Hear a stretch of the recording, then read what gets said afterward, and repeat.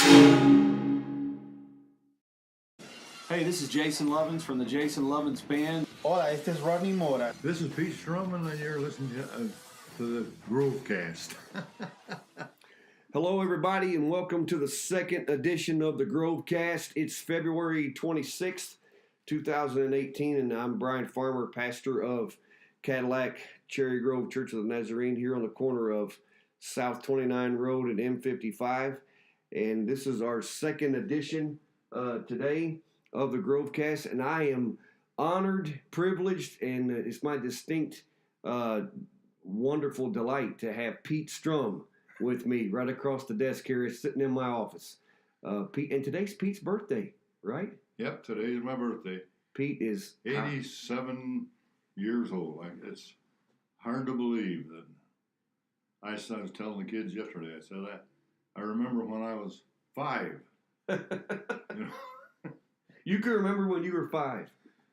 Actually, I can remember when they said I was 2. I was 2 years old, and we played out in the dirt and out in the sand, out in, around the house there, and I was out playing in the driveway in the sand at home there, and my dad always turned the horses. We always had a big team of horses, and didn't have a tractor then. Had a big team of horses. And Dad would let them run around, even around the house and around the backyard and all around there, and they'd eat the grass and whatever.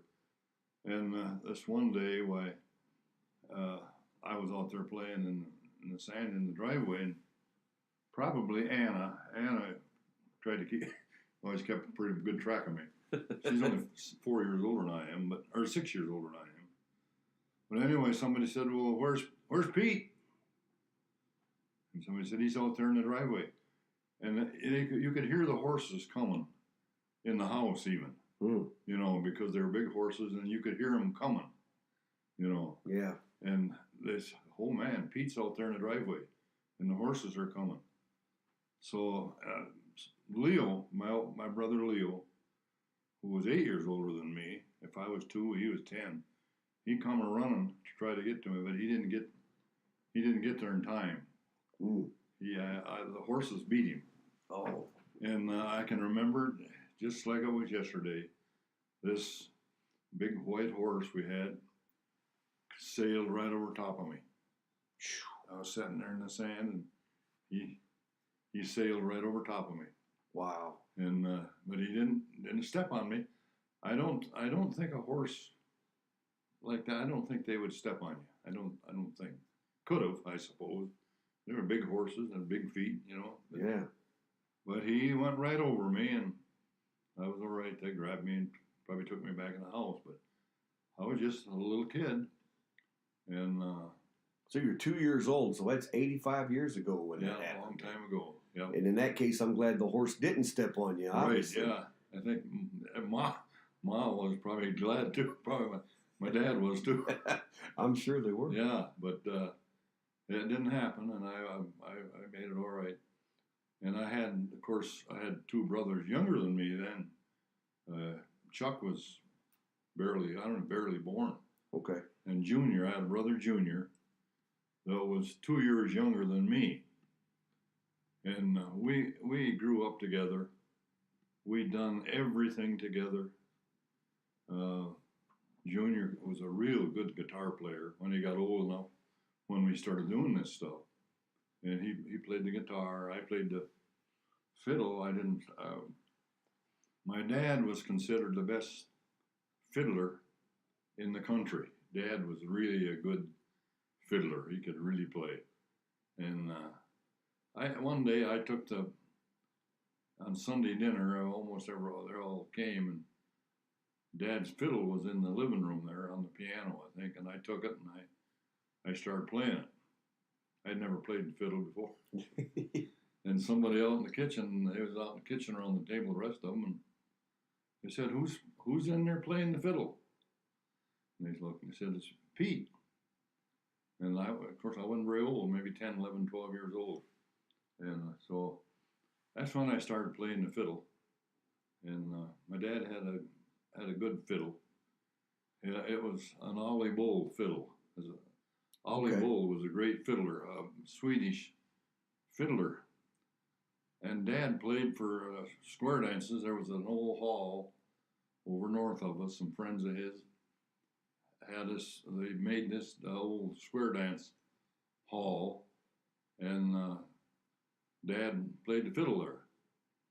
And Dad laid his fiddle on the bench where there was some benches around, you know. And Dad laid his fiddle on there, and a big, heavy guy, I call him big fat guy, come along, sat right down on Dad's fiddle, busted it all to pieces. Oh my goodness. Yeah, Yeah. it was a really good fiddle, and so It was, huh?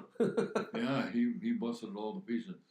But Dad put it all together, put it in a bag, something, a box or something, took it home, and put it all back together. It was all busted up because a fiddle is made out of curly maple for the back and neck and stuff. Right. And the top is softwood. Can't think of the name of it now, but it's made out of softwood. Yeah. So Dad, he put it all back together. How long did that take him? Played just as good as ever. Yeah. Did that take him a while to put that back together again? Yeah. Yeah. Did you help him? I think I helped him. Yeah, I was old enough to help Dad do that, and he put it all together, and it played just as good as ever. Wow. And Dad was still playing. Well, he played all over, and then when I got old enough, I started playing the fiddle. I learned the same old fiddle tunes that Dad did, you know, Ragtime Annie and Soldier's Joy and The Devil's Dream and Irishman Shanty and all them old fiddle tunes. I learned all of them. And my brother Junior was a good guitar player. Of course, we weren't that old yet, but when we got 13, 14, 15, 16 years old, there was we played all over the country. We had a big celebration at Cadillac, and we was the entertainment, my brother and I, and we played. I played the fiddle, Junior played the guitar, and we sang quite a lot. We sang some old country tunes, you know, and we done that, and but we just had an awful lot of fun doing it, and we got somebody come from Grand Rapids one day, wanted to see us, and he wanted us to come down to Grand Rapids and play and sing on radio. Okay. In Grand Rapids, but we couldn't. It was hard times. The depression was either getting over or still on, and so Dad couldn't get us to Grand Rapids. Never had a real good car. Dad always had an old. When I was a kid, he had an old Pontiac, a '26 Pontiac. They were good cars. Yeah. You know, heavy, well made, but he couldn't take us to Grand Rapids to do that. So we didn't get a chance to do that. But we played and sang all over the country. See, back in those days, they had on Saturday night was of course nobody had a television or nothing. There was no television. Right. And the square dance was the big thing on Saturday night.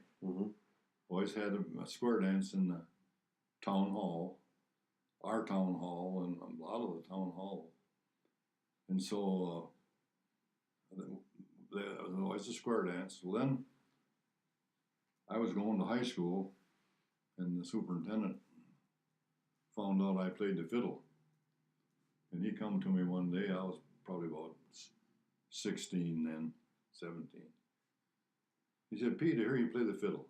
I said, "Where'd you hear that?" He said, "I heard that." He said, "Would you bring it to school?" I said, I'll think about it."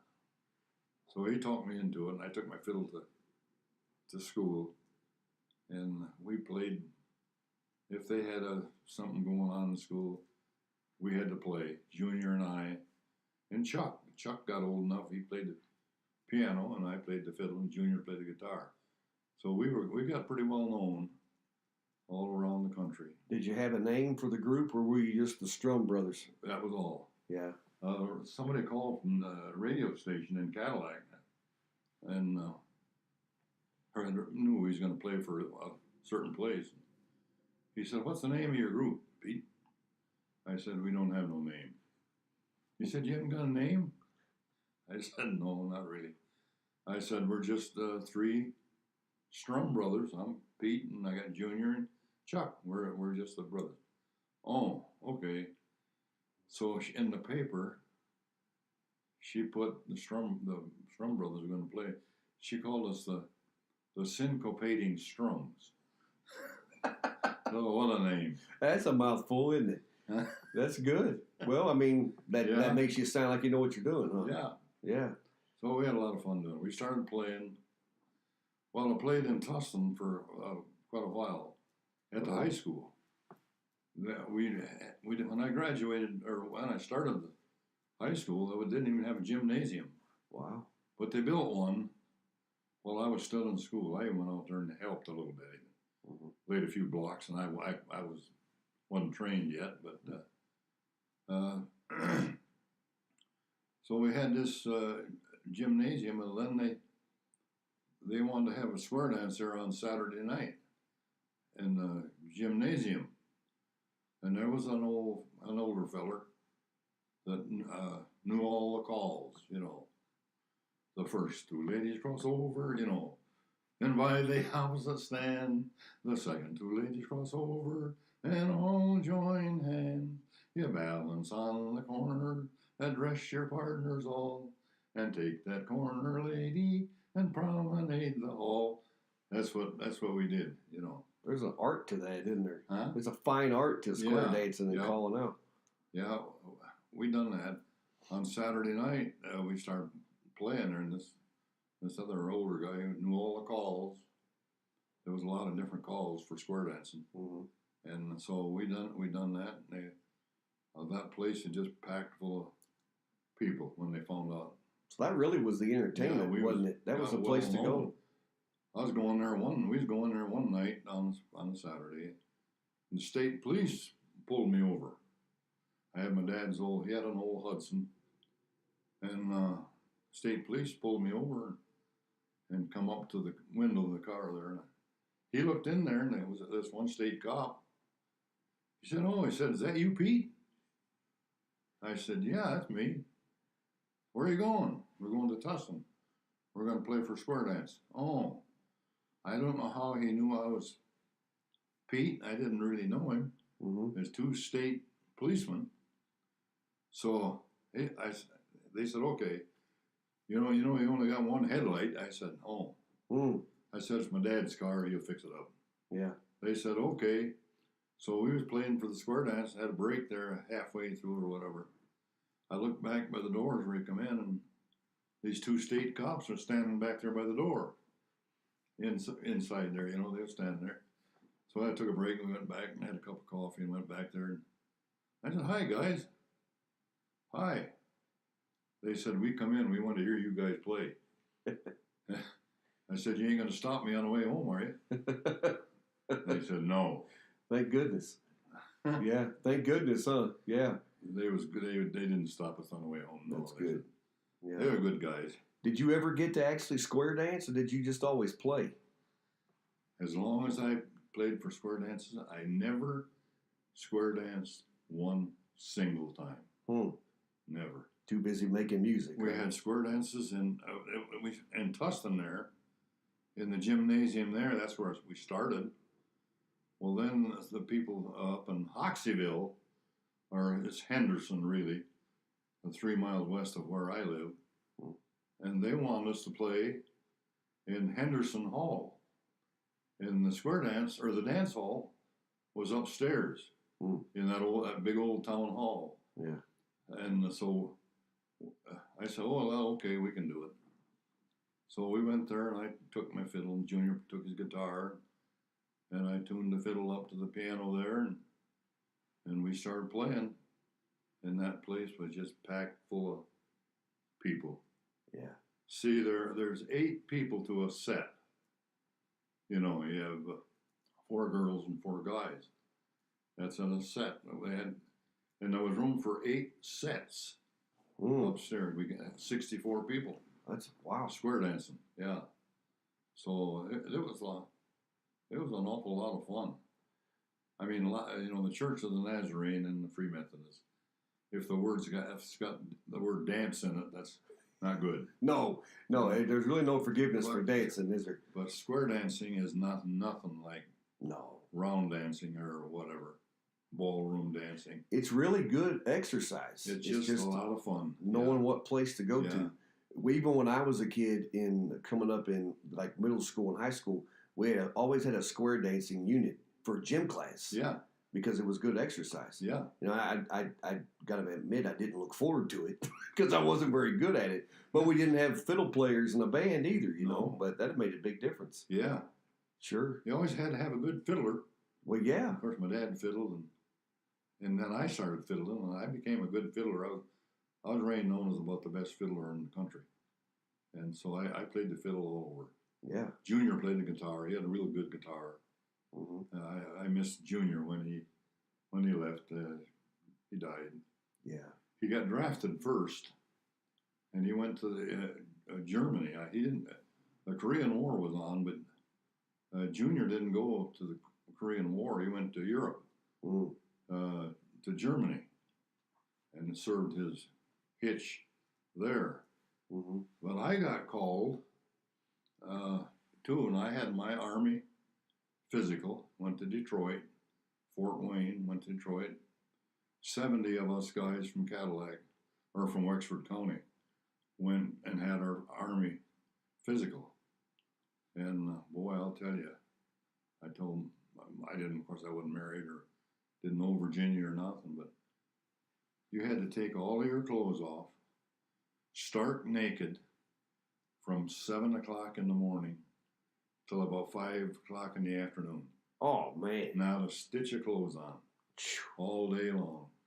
Wow. And it wasn't overly warm in that Fort Wayne building we was in, but that's the way we had our Army physical. And we got all done. We lined up there, put our clothes back on. This old sergeant said, okay. He lined us up there, and he went like that, down half here and half there. He said, okay, all of you guys are going to go to Korea. And their war was on in Korea. 50,000 boys were killed. Yeah. And then this other half, he said, all you guys are going to Germany. And my brother, Junior, happened to be in the bunch that went to Germany. And I got called, but then they called me to the draft board. I got married, and my old buddy there, he'd been out in the Army in World War II, and he wanted me to go to Tennessee and play the fiddle down there, and I said no. And we went on our senior trip, and I was getting on the bus, and his name was Joe Stevenson, and he said, Pete, you going to go with me down to Tennessee? He said, you can stay with me and my wife. And they were quite well known. They'd got married on television, and they were well known. I said, I'll come down next year. I'm going on the senior trip now. I said, I'll come down next year. He said, no, you won't. He said, you'll either get drafted or you're going to get married. He said, Pete, I don't think you'll do it. And he was right. Yeah. I got my Army call, but I got married in the meantime. Virginia and I got married in February. And then I got called to the draft board, and Virginia was expecting Brenda. So they changed me from 1A to 3A. Okay. Father or an expectant father. So I got put in 3A, but I still could have been called, but I never got called.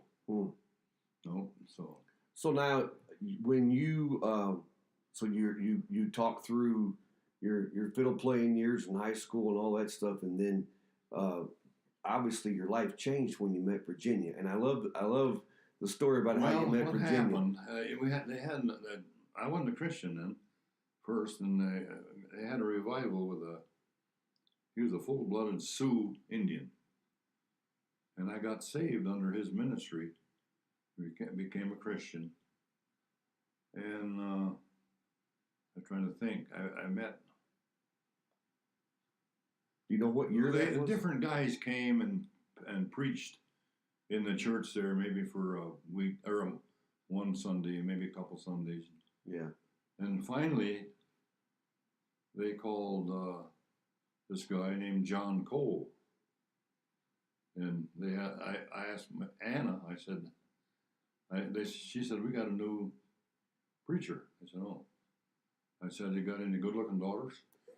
Anna said they got a daughter. I think she was 16 or 17, Virginia. I said, oh. I said, I better go to church and check that out. So I went to church, and the next Sunday, sat in the back there, and Virginia was up in front and sitting by a boy, a nice-looking young feller, you know, and I was really impressed. Virginia had her wavy, beautiful hair, you know, and I thought, boy, that girl's really got pretty hair. I'd like to meet her. And but then I couldn't because she already had a guy. So I just got up and left. Yeah. I didn't even stay in church. I got up and left. But eventually I did get a chance to meet her. Just trying to think back now how all that worked out. Were you waiting for the guy outside after church to let him know you were interested, or? I don't know if I even talked to him. He was a nice young.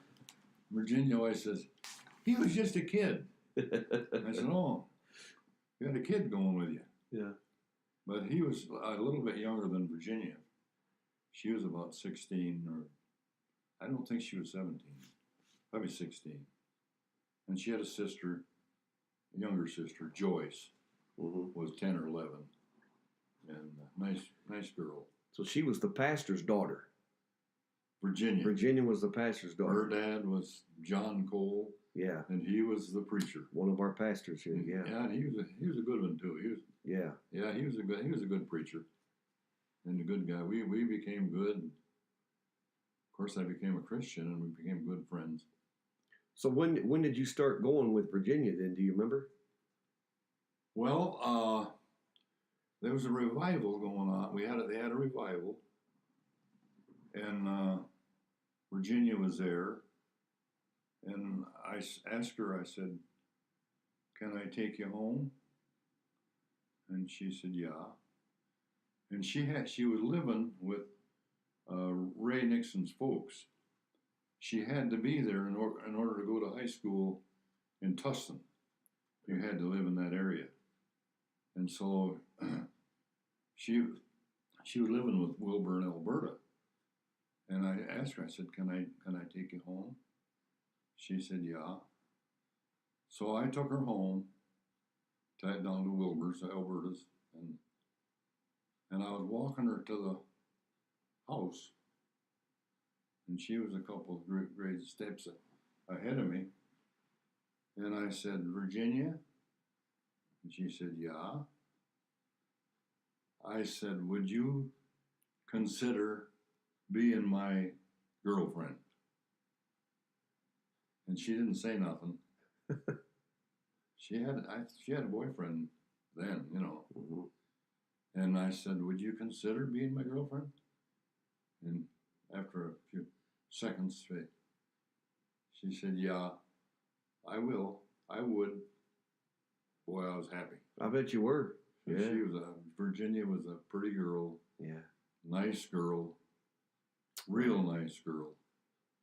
So we started going together, and I was a Christian then. I hadn't been, you know, you knew that I said I played for square dances every Mm-hmm. 2 or 3 places. Hoxsville Hall, Henderson Hall, Cherry Grove Hall, all over, played all over. Mm-hmm. My 2 brothers and me. Yeah. Chuck was just a kid, but he played the piano. He played piano? Okay. Yeah, just chords, you know, he played chords. Yeah. And Junior played the guitar, and he was a good guitar player. Yeah. Junior was, so. So it's just in your family then, just the how many kids? Remind me again, because I think I always know, but in your family you had your brothers and Anna? There was 9 of us. There was 9 of you, wasn't there? Yeah. I had 4 brothers, Harold and Leo and Junior and me and Chuck. There were 5 boys again. 5 of us. My oldest brother, John, his name was John Harold. Yeah. And he went through World War II. He was drafted right after Pearl Harbor. I mean, it wasn't long, because we didn't have much of an army. You know, they discharged so many of the guys after World War I. Yeah. We didn't have much of an army, so they were taking everybody. And Harold only had one eye. When they drafted him, he had one eye. Got it put out in Nixon School. Got hit in an eye with a stone, and some boy hit him with a stone in his eye. But he got drafted right away and went, of course, he was trained, went out to Colorado to Camp Carson and trained out there. And then Harold got shipped to, Harold did. Mm-hmm. Yeah, he had to go to the Army. I don't know if he went to Germany.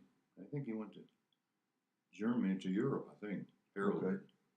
And Leo, my brother Leo, was 2 years younger than Harold. He got drafted too. And Leo just was getting over double pneumonia. Mm. I mean, we pretty much lost him. He pretty much died. But they drafted him anyway. They took him, and he went out to Colorado there too. And he got sick. He got rheumatic fever. Mm. And they put him in the hospital.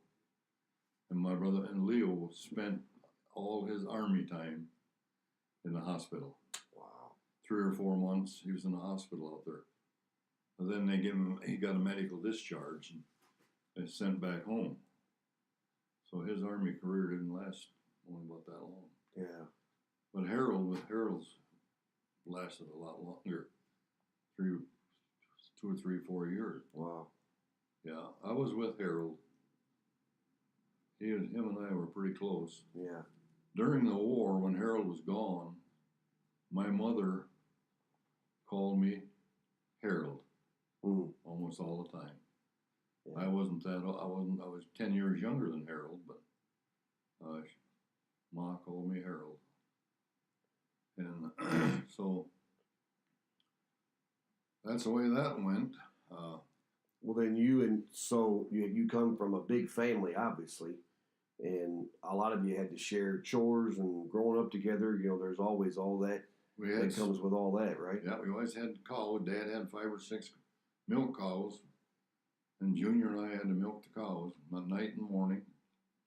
Even when I was going to high school, we milked the cows. And that was part of life, wasn't it? Dad had to have done, you know. Right. And so we get back to where you say, so you come up through all your fiddling days and growing up and everything, and then Virginia goes and dumps her boyfriend for you so she can go with you. well, and then, she said she told him that she got another guy. Yeah, got a better offer. Which right? was me. And so how long did you date then? Very long before you got married? not an awful long time. No, I had a car, and we just sat in the car and hobnob and visit and kiss a little bit. We had a great time. Yeah, Virginia was a good girl. Sure. Yeah. And then you got married. How long have you been married then? How long have you been married now? I forget. Now, Yeah, how long you been married now? You know? 65 years we got married in Good. 1951, I think. Okay. Yeah, we've been married a long, long time. And so I know this, but everybody listening may not. So how many kids do you have? We have 5. You have 5, right? 3 girls and 2 boys. Yes, sir. Brenda and Sally and Sandra and Peter and Mike. Yeah. Yeah. Yeah, about 5 of us. Great family. And about 100,000 grandkids and great-grandkids, right?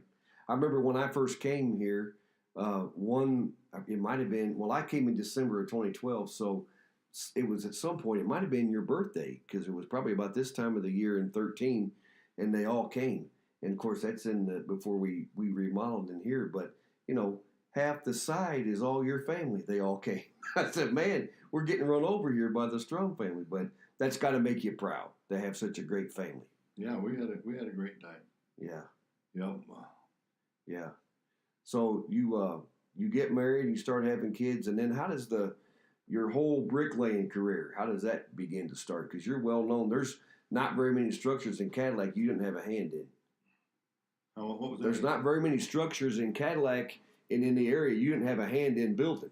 With all your, I started in as a bricklayer in 51. okay. Yeah, about that same time. I started in as an apprentice. You had to be an apprentice.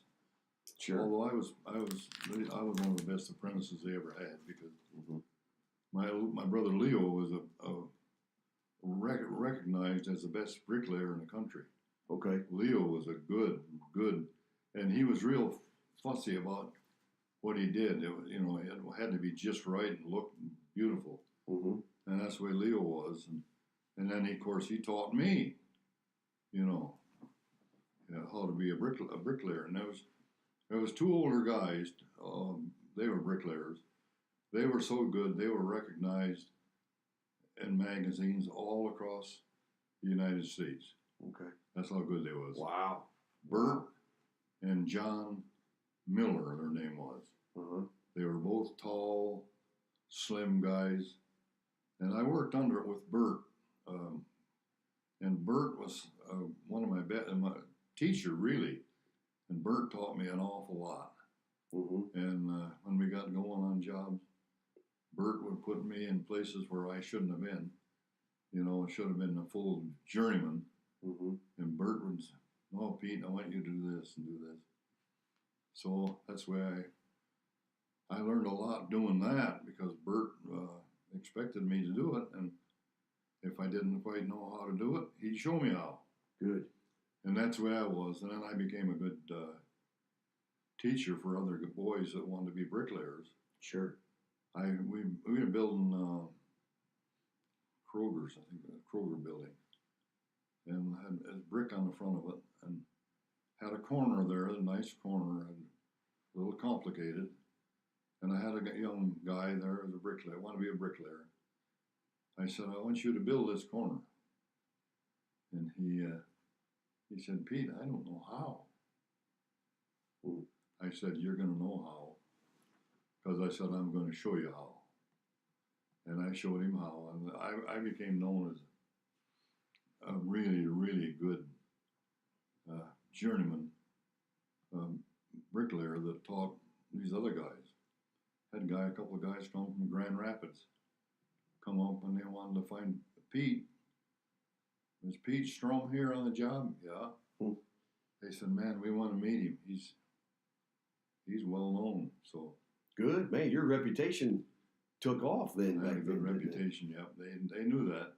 Yeah. So if somebody wanted to be a bricklayer, I'd teach them. I had a guy come. We were building a factory out in the north end of town. Had a guy there come and said, I'm a bricklayer from Traverse City. I said, and I kidded him. I said, "Are you any good?" He didn't like to have me say that, but I was kidding him, and I said, "Are you any good?" He said, "Yeah, I think so." I said, "Okay, here, I'm going to show you what I want done." And I showed it to him, and he didn't have the faintest idea. I said, "I thought you told me you was a good bricklayer. Do you know how?"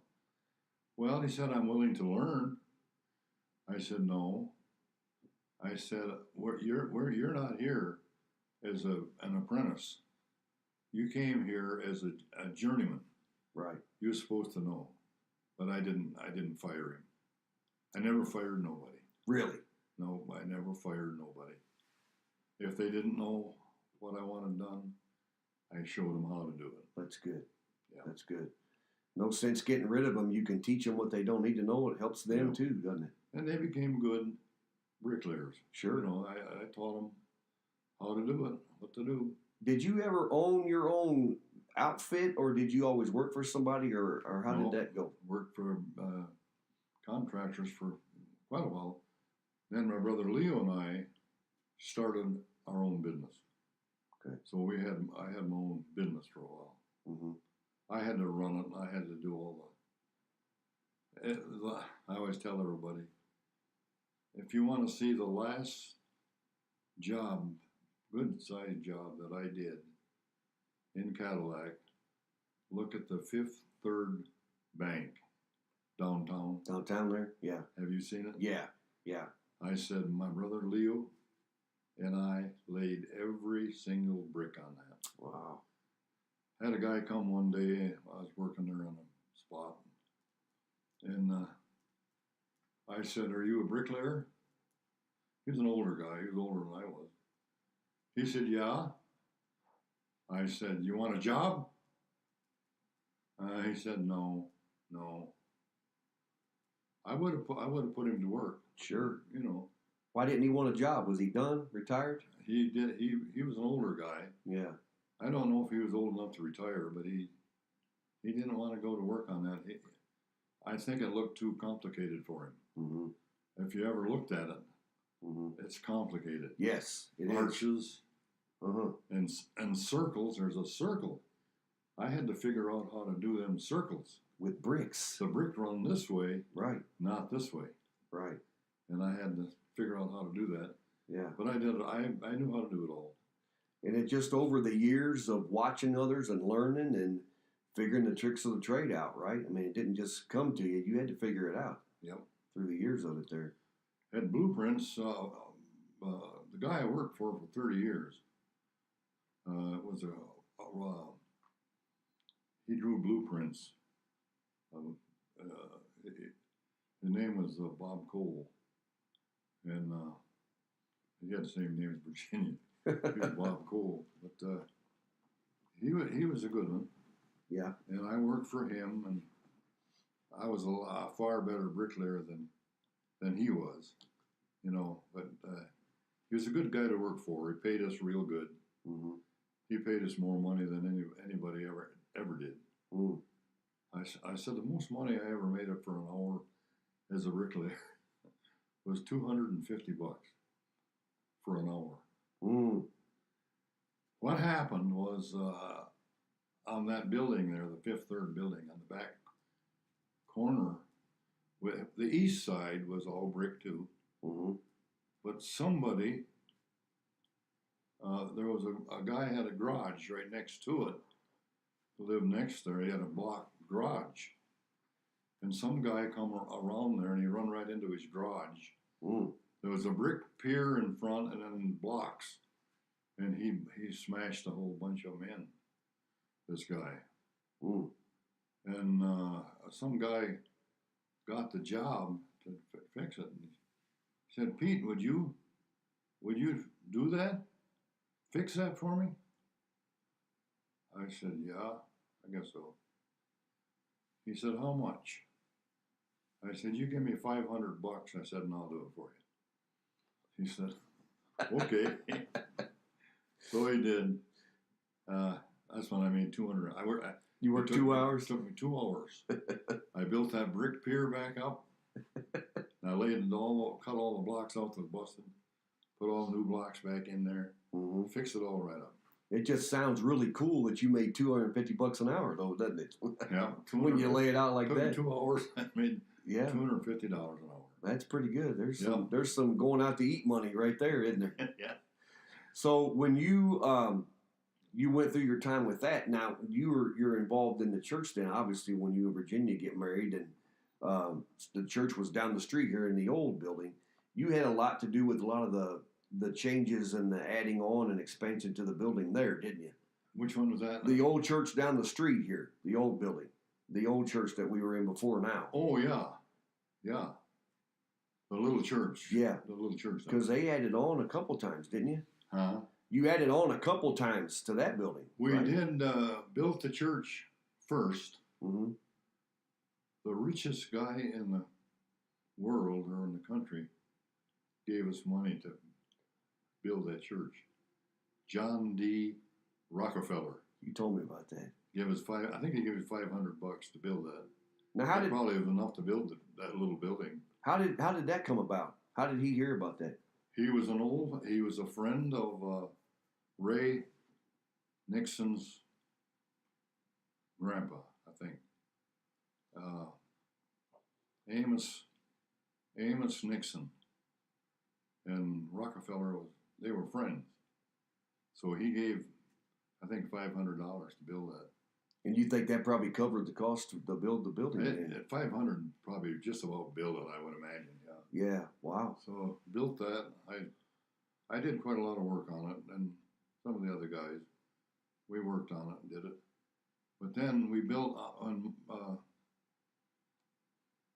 Brother Hoos came, and we built on the south side. We built an addition on the south side, a nice addition, and for pews, we made the pews. Wow. We made all the pews for it. We got some good lumber, and man, I went over there day after day. I wasn't working. I was over there day after day after day after day. I did a lot of work on that.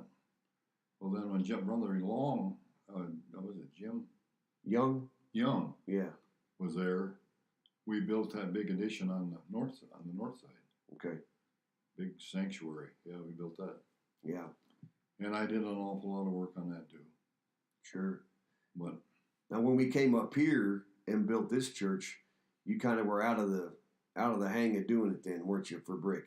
they wanted me to brick the front. There's quite a lot of brick on the front of it. Right. They wanted to know if I would do that. I said, no, I'm in my 70s now. I said, I don't think I could have did it.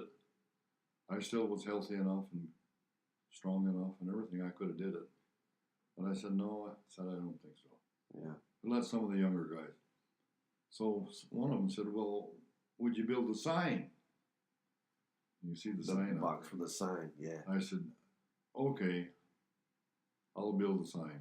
Yeah. So Lynn, Rob's wife Lynn, said, I'll help you, Pete. I said, okay. So I showed her how to mix mortar in a wheelbarrow. Mm-hmm. And she mixed me mortar and kept me in mortar all the time. And I built that. I built the piers, Yeah. And it's brick on the bottom there. The brick goes down in the ground. Okay. About that far.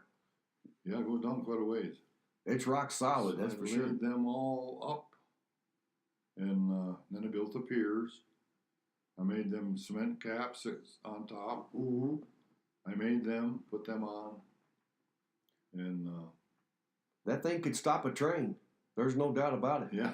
Nothing's going to knock it over. It's well made. Yeah. Yes, sir. And now, then after I came, when we were going to add on to the fellowship hall out here, you remember just 2-3 years ago, you did the cornerstones for the walls there. I built the corners. I said, I'm not going to. The corners, yeah. I did build part of it. I laid part of the blocks on one wall. I remember that day because I wanted to see a legend in action. I was made sure I was here to watch you. You got the string out and you put the blocks on the corner. Yep. And there's such a good biblical concept to that, isn't there?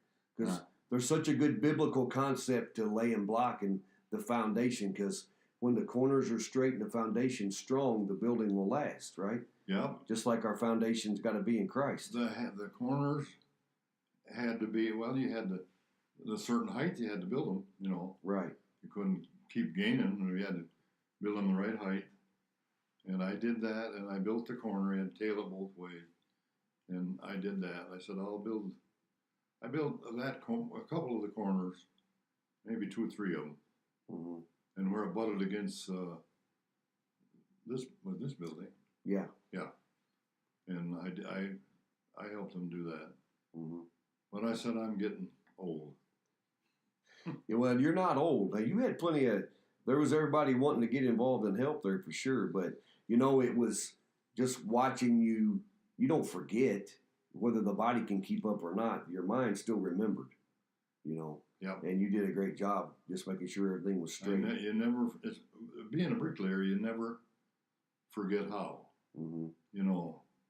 The old guys that taught me, well, Leo taught me, but Leo was 8 years older than me too. Yeah. And these other guys were older than that. They were old enough to be my father, both of them. Sure. Bert and John Miller, their name was. But they were rated as a couple of the best in the country. So it all kind of came along in the family, didn't it? It was a family business, pretty much, wasn't it? Them guys, yeah. Yeah, those guys. Yeah. Well, yeah, there was 2 older guys, Bert and John, and then Bert didn't. I don't think. Yeah, Bert had 1 boy. Bert did, and he was only about, I don't know, 7 or 8 years old. He got hit by a car right in front of where the other church is down there. Oh yeah. He got hit on the road. Somehow he got on the road and Yeah. the car hit him and killed him. Oh wow. 7 or 8 years old. That really was rough on old Bert. I bet. Yeah, and then John, the other boy, the other one, what was his name? Hmm. That was anyway. He had 2 boys, and they were grown up, and I taught them the trade. Mm-hmm. Both of them. I taught them the trade. So they became good bricklayers, both of them. Mm-hmm. I used them. Isn't that kind of missing today? You don't see a lot of it being the working traits and things passed down the same way anymore. I don't think it's like it was quite, no. Yeah. Wonder why that is. I don't know. A lot of them, I'll admit, a lot of guys didn't want to do it. And Because it's work, isn't it? It was hard work. Yeah.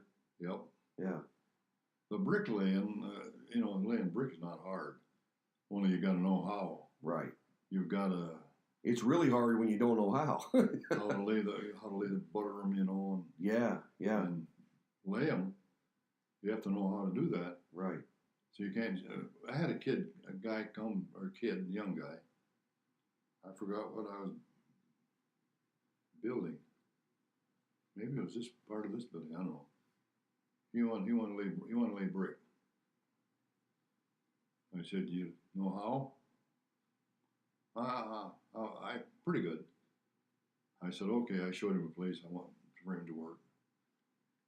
He did a terrible job. Mm. I had to tear it all out and do it over. Oh wow. Yeah. Wow. Yeah. Even the guy that I worked for had been a bricklayer, Bob Cole. He was a contractor, and he wanted to lay some brick. Mm-hmm. I said, "Okay." I showed him where I wanted him to work, and I was working for him. Mm-hmm. And he did a terrible job too. He didn't know. It's easier it's harder than it looks. It's Yeah. not as easy, is it? Yeah. Because it's meticulous. What he laid too, and he said, "Well, Pete, I gotta go." I said, "Okay." When he left, I tore out everything he laid and did it over again. So you get to a point where you figure you might as well do it yourself anyway, right? If you're going to have to keep redoing everything, you might as well just do it, right?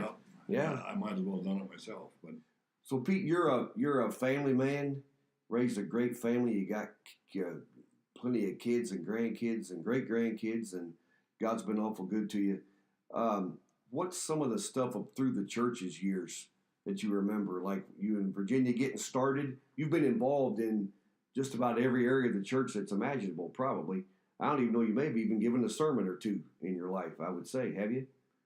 Have you ever given a sermon too? I mean, you filled in the church everywhere that's been needed, right? No, I had preachers that wanted me to to take a service or two, during over the years. But I said I'm not a preacher. I said I can get up there and I can talk. I had a service. I did a lot of talking and whatever. But I said no, I'm not a preacher. Yeah. So I didn't want to do that. I did an awful lot. I mean, What's all the jobs you've had in the church that you remember? What's all the jobs or positions you've had in the church that you can remember? Well, I was superintendent, Sunday school superintendent, and I taught the adult class for I don't know, a long time. I taught that, and there was guys in there that was older than I was, but I taught it, and I done that. Of course, I helped with a lot of the stuff, a lot of the building. Sure. I did a lot. And you're a good go-to source over fixing stuff, I'm sure, over the years, for building maintenance and all that kind of thing. You're what I always call a good glue guy.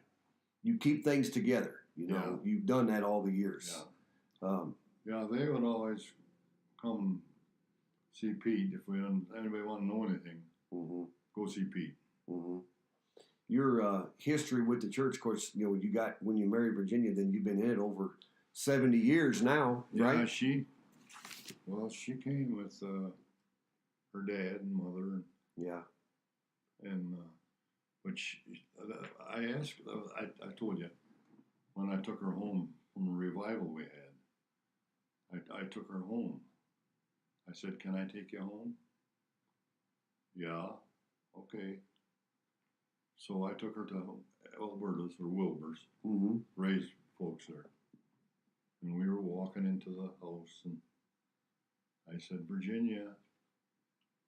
She said, "Yeah." I said, "Would you consider being my girlfriend? I'd love to have you." She didn't say nothing for a few seconds. Yeah. And she said, "Yeah, I will." So she's been my girlfriend ever since then. What was that drive home like after she said, yeah? Did you go pretty fast? Boy, I'll tell you, I was so happy. Yeah. That's good. I had an old car. This car I got now is the best car I ever had. I had a beautiful Chrysler. Did I have that when you came? No. No, you've always had the Cadillac. Oh, I had a beautiful Chrysler. Yeah. I bought. It was a dandy, and I forgot what I had before that. I had a Oldsmobile, a nice Oldsmobile. I had quite a few cars, good cars. Yep. So coming up through the church, you've seen a lot of good people come through and go, and a lot of good things with it. You think church used to always be the center piece of town, didn't it? Yeah. I mean, that was where the action was, and everybody, you went there, even some people you wondered where they stood with Christ, but they still came to church anyway because it was the part of culture, wasn't it, back in those days? Especially here in our town, Cherry Grove. Yep. Especially where it was set up there on the road, towns, houses around it and stuff. That was the place to be. Yeah, we got a lot of people coming now that, I don't know. You've seen them a couple, 3 times, but yeah. But boy, there's a lot of people coming. Yeah. And I think the reason they're coming because of you. Well, they want to hear you, and because you're a good preacher and a good guy, and so people are coming. It's always good to see people want to come to church, isn't it? Yeah. For sure. Absolutely. Yeah. But people like you have kept us going, though. There's so many of you with the stories and the heart. And the biggest thing is, like we were talking yesterday, the faithfulness. Don't quit, There's probably times in every area of your life when you thought, this is hard, bricklaying's hard, marriage is hard, life is hard, but you don't quit, do you? No, No. no. And guys like me need guys like you to keep us reminded of that stuff, Pete. So I appreciate that very much. Well, it's been a part of my life for a long time. You know, this church and this building. Sure. You know, but we had the church down there, and we had church in the town hall for a while and different places. Yeah. The preacher from Harrietta came over. They wanted to have a church here. So some of the people, you know. Yeah. Anna's always been right from the start. Gary's mother, Mamie, was a big part of it to start with. Oh, yeah. Mamie was. Yes, sir.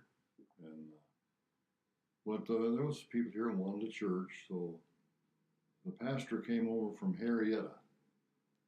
There's no church there now, I don't think. No, there's not. No. Mm-mm. But he come over and held services and in the town hall and schoolhouse and Mm-hmm. different homes, you know, and got it going. Got it started, and Mm-hmm.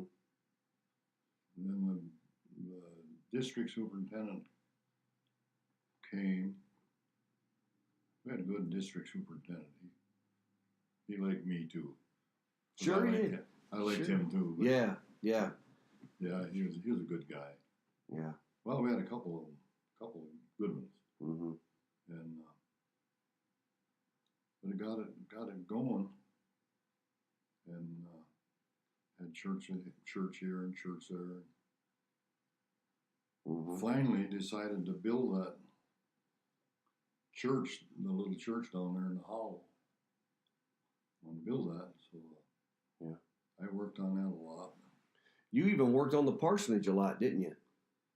Yes, I did a lot of work. I built all of the masonry. That's a full basement under that whole parsonage. Right. And I had my brother help me. Leo helped me some. I had another guy help me lay some blocks too. Yeah. And we built all that. Well, I personally thank you because my family and I live in that house. Yeah. So you did a great job. It's a bunker. Yeah, I built the fireplaces, Yeah. one in the basement, Yep. one upstairs. And I couldn't build it. You can't build them right on top of each other. Right. So you had to move it over on the one up above.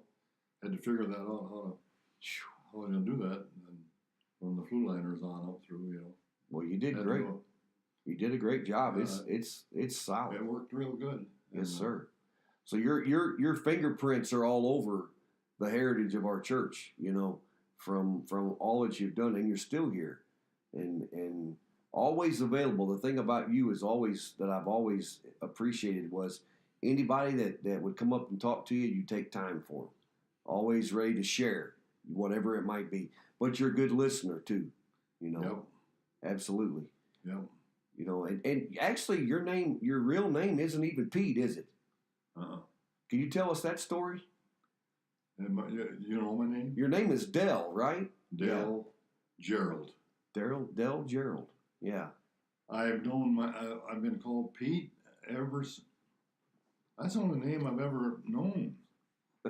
I guess my dad must have started calling me Pete when I was really, really, really little, you know. Was it just a nickname he came up with, or? Yeah, I'm not sure. I'm not sure where Dad or Ma Yeah. come up with Pete, but Yeah, that's good. that's the only name I've ever known. Yeah. Well, that's what you answer to if that's all you know. Yep, That's right. yep. What is in your mind that you can think of right now with all your years in the church? What's your favorite memory of the church? Favorite moment? Cherry Grove Nazarene. Yeah. Well, could be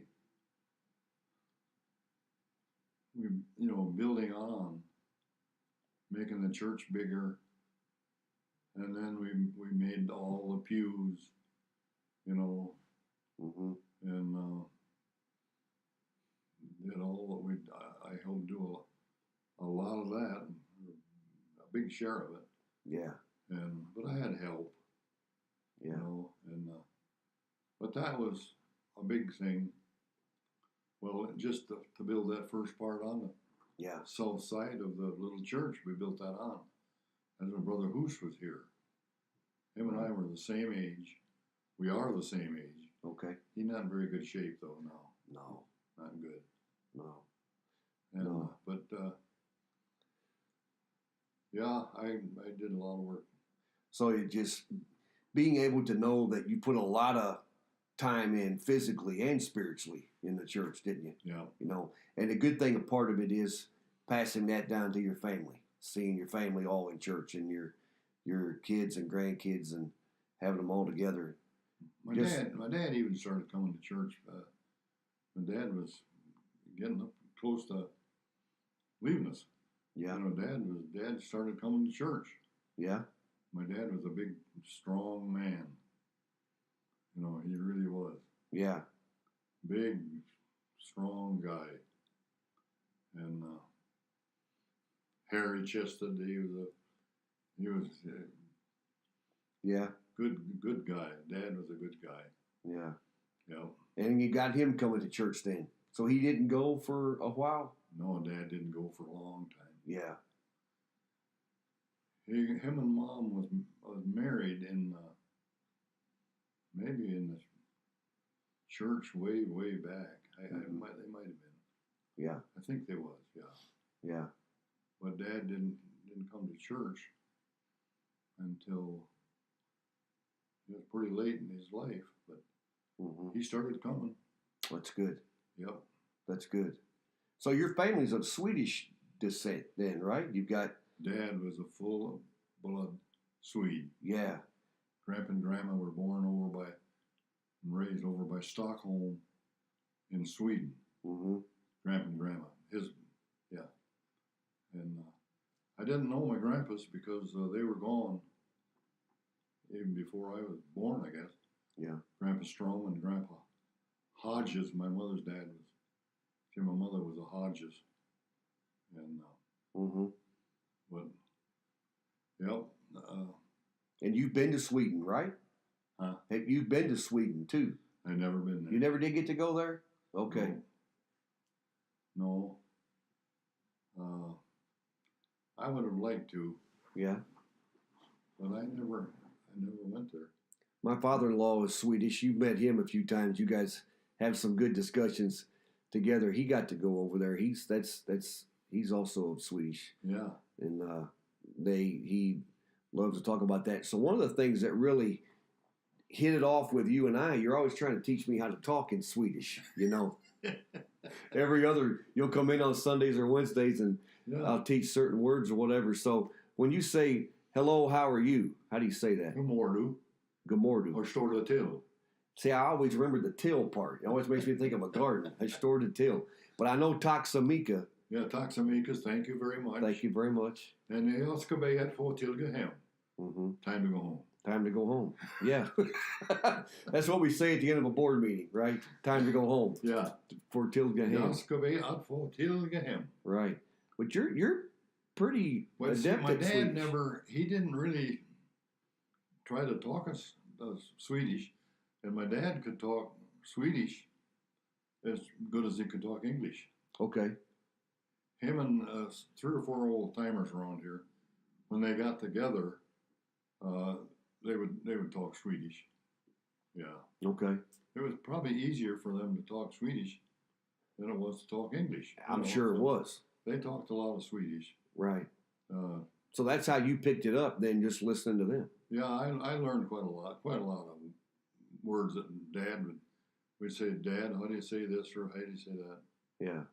And one of the kids said, Dad, how do you say, Grandpa, how do you say bread and butter? Bread, ook, schmeer. Oh. Bread.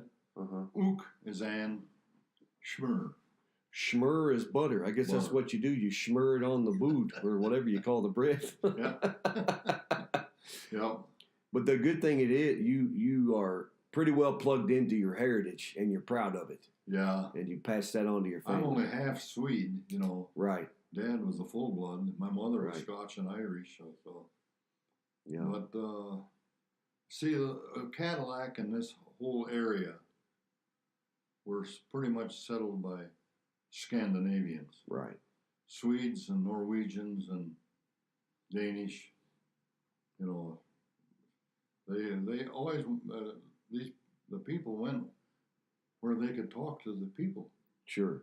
You know, the Swedes that came over here, a lot of the people in Cadillac talk Swedish. Mm-hmm.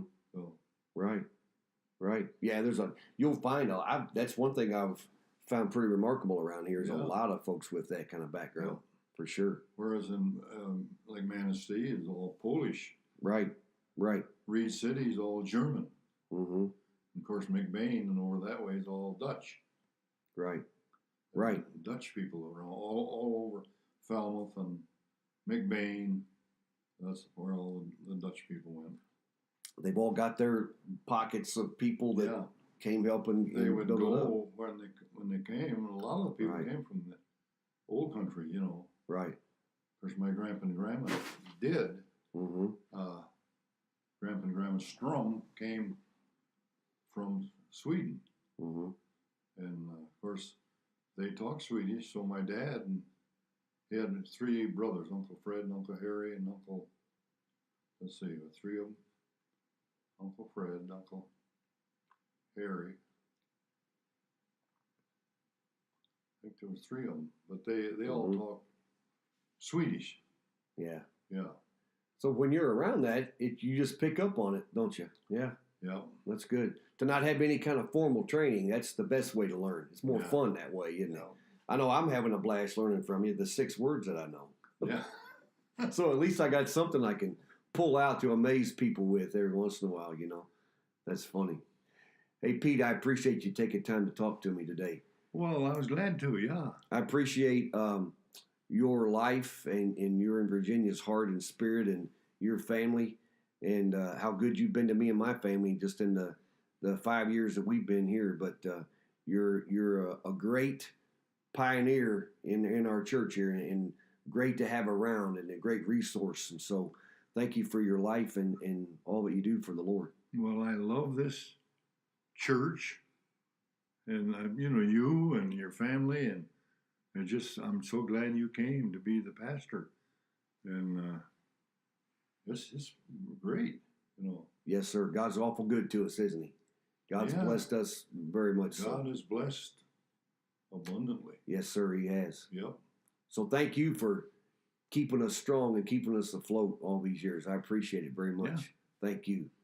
And thank everybody for listening to us today with Del Gerald Strom, better known as Pete, and just a wonderful, sweet, kind, compassionate, Jesus-loving man. And we appreciate him today. Thanks for tuning into the Grovecast today. Remember, you could find us on the Apple Podcast app, or on our Facebook page, the Grovecast, or even on iTunes. But Pete's going to be a celebrity now, so look out for him. He'll be all over the place here pretty soon. But Pete, thank you again for being with us today. Oh, I'm glad to. Yeah. Thank you.